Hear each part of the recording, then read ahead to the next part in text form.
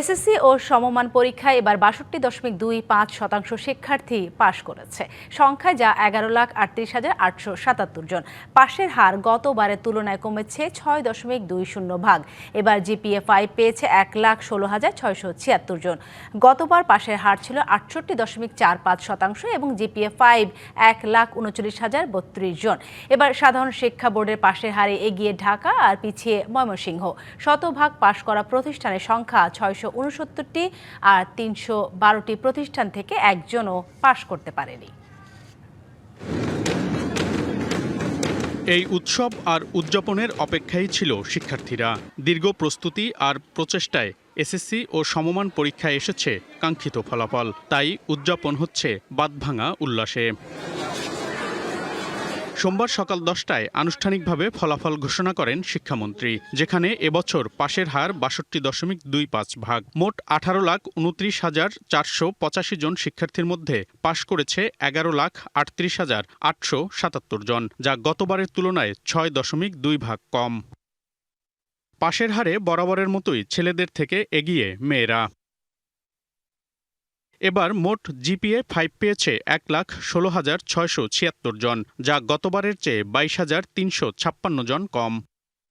এবার পাশের হারে এগিয়ে ঢাকা বোর্ড আর পিছিয়ে ময়মনসিংহ। ঢাকা বোর্ডে পাশের হার ৭১.৬৩ ভাগ, জিপিএ 5 ৩৩,২৫৩ জন। চট্টগ্রাম বোর্ডে পাশের হার ৫৯.৪৮ ভাগ, জিপিএ 5 ৯,৩৯৮ জন। সিলেট বোর্ডে পাশের হার ৫৮.৩৩ ভাগ, জিপিএ 5 ৩,৮৩৬ জন।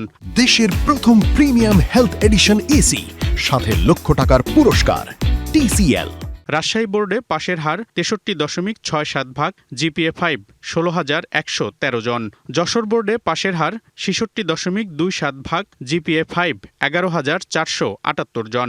বরিশাল বোর্ডে পাশের হার ৬০.৩৫ ভাগ, জিপিএ 5 ২,৭৭৮ জন। ময়মনসিংহ বোর্ডে পাশের হার ৫৭.৩৯ ভাগ, জিপিএ 5 ৫,৭০০ জন। কুমিল্লা বোর্ডে পাশের হার ৬৫.৪২ ভাগ, জিপিএ 5 ৯,৮১৪ জন এবং দিনাজপুর বোর্ডে পাশের হার ৫৮.০৫ ভাগ, জিপিএ 5 ১৩,৬৩৯ জন।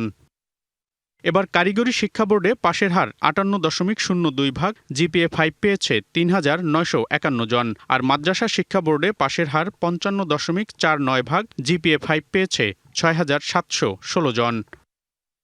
এবছর শতভাগ পাশ করা প্রতিষ্ঠানের সংখ্যা ৬৬৯টি, গতবার যা ছিল ৯৮৪টি। আর কোনো শিক্ষার্থী পাশ করতে পারেনি এমন প্রতিষ্ঠানের সংখ্যা ৩১২টি, গতবার যা ছিল ১৩৪টি।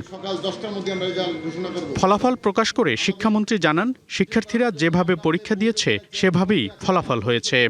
এবার থেকে যেটা নাম্বার পেয়েছে সেটা দেওয়া হয়েছে। শুধু নতুন সুবিধা যেটা হয়েছে, আগে পদ্ধতি ছিল যদি কোনো স্টুডেন্ট রি-এক্সামিন করতো তাহলে শুধু টেবুলেশন শিটটা দেখা হতো, সত্যিকার অর্থে ওই শিক্ষার্থী খাতা পাল্টিয়ে গিয়েছে কিনা এবং শিক্ষক যথাযথ নাম্বার দিয়েছে কিনা এই পুনর্পরীক্ষা করার ব্যবস্থাটি ছিল না। এবার আমরা আইনগতভাবে পরিবর্তন এনে সেই ব্যবস্থাটি রেখেছি যে প্রত্যেকটি শিক্ষার্থী তার খাতা পুনঃপরীক্ষা করার সুযোগ দেওয়া হয়েছে। সেই ক্ষেত্রে কোনো মানবিক বিষয় নেই। অকৃতকার্য শিক্ষার্থীদের ভেঙে না পড়ে সামনের জন্য আরও ভালো প্রস্তুতির আহ্বান মন্ত্রীর। মনিরুল সোহাগ, ডিবিসি নিউজ, ঢাকা।